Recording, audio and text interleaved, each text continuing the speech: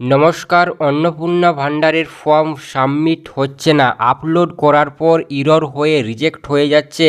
এই সময়ের সবথেকে গুরুত্বপূর্ণ আপডেট যে আপনি ফর্ম ফিল আপ করে জমা করেছেন কিন্তু আপনার ফর্ম রিজেক্ট হয়ে যেতে পারে।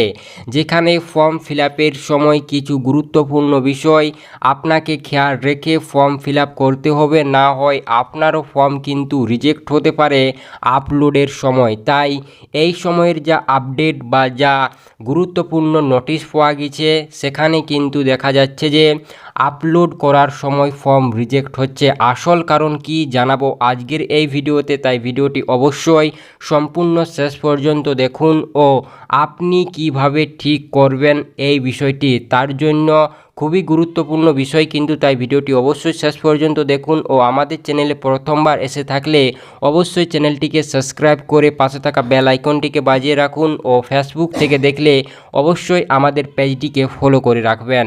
যেখানে অন্নপূর্ণা ভান্ডারের ফর্ম রিজেক্ট হওয়ার আসল কারণ কি, যেখানে আপনার থাকা আধার কার্ড ও মোবাইল নাম্বারই হচ্ছে আসল কারণ আপনার ফর্ম রিজেক্ট হয়ে যাওয়ার, এবং তার পাশাপাশি আরও দুটি গুরুত্বপূর্ণ বিষয় রয়েছে এই যে ফর্ম আপলোডের সময় রিজেক্ট হচ্ছে এর কারণ। এবং সর্বপ্রথম কিন্তু আপনাদের জানাবো যে আধার কার্ড ও মোবাইল নাম্বার নিয়ে কি বিষয়ে কি গুরুত্বপূর্ণ রয়েছে তথ্য সেটি, যেখানে এই যে আধার কার্ড ও মোবাইল নাম্বার এদের মধ্যে লিঙ্ক থাকা অত্যন্ত গুরুত্বপূর্ণ, কারণ আপলোডের সময় কিন্তু ওটিপি ভেরিফিকেশন হবে, আর সেই সময় যদি ওটিপি না আসে সেক্ষেত্রে কিন্তু আপনার ফর্ম রিজেক্ট হতে পারে। তাই কিন্তু আধার কার্ড ও মোবাইল নাম্বারের সাথে লিঙ্ক থাকা অত্যন্ত গুরুত্বপূর্ণ, আর যদি লিঙ্ক না থাকে সেক্ষেত্রে ওটিপি আসবে না আর ফর্ম কিন্তু রিজেক্ট হবে। এবং তার পাশাপাশি এই যে আধার কার্ড ও মোবাইল নাম্বার,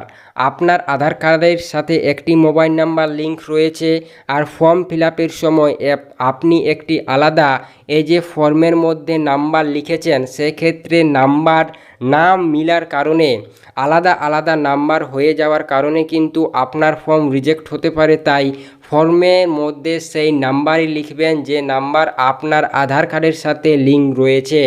এবং তার পাশাপাশি আরও যে দুটি কারণ রয়েছে সেটি হলো আপনার বাড়িতে যদি কেউ ইনকাম ট্যাক্স দেওয়া লোক রয়েছে তাহলে কিন্তু ফর্ম রিজেক্ট হতে পারে। তার পাশাপাশি কোনো সরকারি কর্মচারী বা সরকারি কোনো কাজের সাথে যদি যুক্ত হয় সেক্ষেত্রেও কিন্তু আপনার ফর্ম রিজেক্ট হতে পারে বলে জানা গিয়েছে। তবে সবথেকে গুরুত্বপূর্ণ বিষয় যে আধার কার্ড ও মোবাইল নাম্বারে লিঙ্ক থাকা অত্যন্ত গুরুত্বপূর্ণ, ও নতুন যে ফর্ম সেই ফর্ম ফিল আপের সময় ওই নাম্বারই সেখানে লিখবেন, যেখানে নাম্বার লেখার জায়গা যে নাম্বার আধার কার্ডের সাথে লিঙ্ক রয়েছে, আলাদা নাম্বার লিখবেন না, সেক্ষেত্রে আপনার ফর্ম রিজেক্ট হতে পারে।